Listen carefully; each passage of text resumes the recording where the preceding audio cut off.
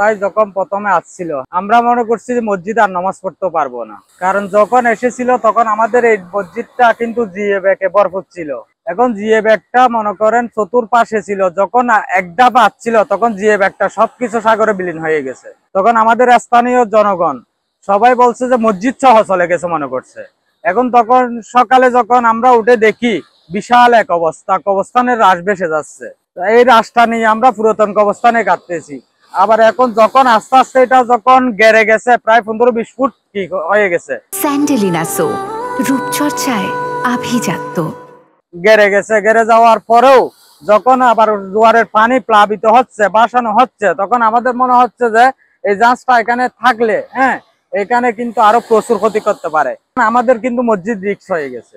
এখন আমাদের মসজিদে যতক্ষণ পর্যন্ত জিএ ব্যাগ দেওয়া হবে না ততক্ষণ আমাদের মসজিদ রক্ষা হবে না।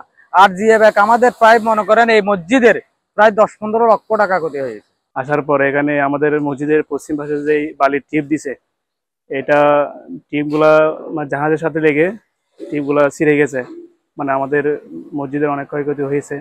এরপরে যে মসজিদের পশ্চিম পাশে যে একটা কবরস্থান আছে, এই কবরস্থানে অনেক লাশ ছিল। এই টিপগুলা ছিঁড়ে যাওয়াতেই লাশ অনেক সাগরে চলে গেছে। আর কিছু লাশ আমরা মসজিদের পূর্ব পাশে যে আমাদের নতুন কবরস্থান আছে সেই কবরস্থানে আমরা দাফন করেছি। মাছটা দীর্ঘ 15-20 দিন রাখছিলাম। ঢাকার পরে বন্দর কর্তৃপক্ষ আমাদের একটা নির্দিষ্ট জায়গা দিছে। একটা এই ঝড়ের কবলে ভরিয়া বসুন্ধরা গ্রুপের এলপিজি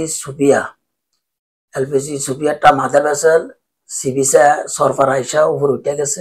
ওইটা কাজটাও বসুন্ধরা গ্রুপে আমাকে দিছে। ওই কাজটা আমি লাবণ এন্টারপ্রাইজের নামে ওই সেলফেস কাজটা করিয়া ওনাদের ইয়ার্ড টোকিওতে নিয়ে রাখছি।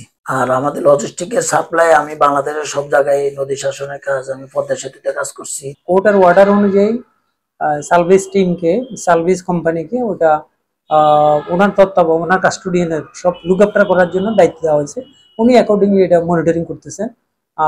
এই জন্য পোর্ট ফাইনালি অনেকদিন যে আমরা পোর্টের কাছে একটা সেভার প্লেস খুঁজতেছিলাম, ফাইনালি পোর্ট সেভার প্লেস দিয়েছে। অ্যাকর্ডিংলি সার্ভিস কোম্পানি ওই জায়গায় এটাকে শিফটিং করেছে।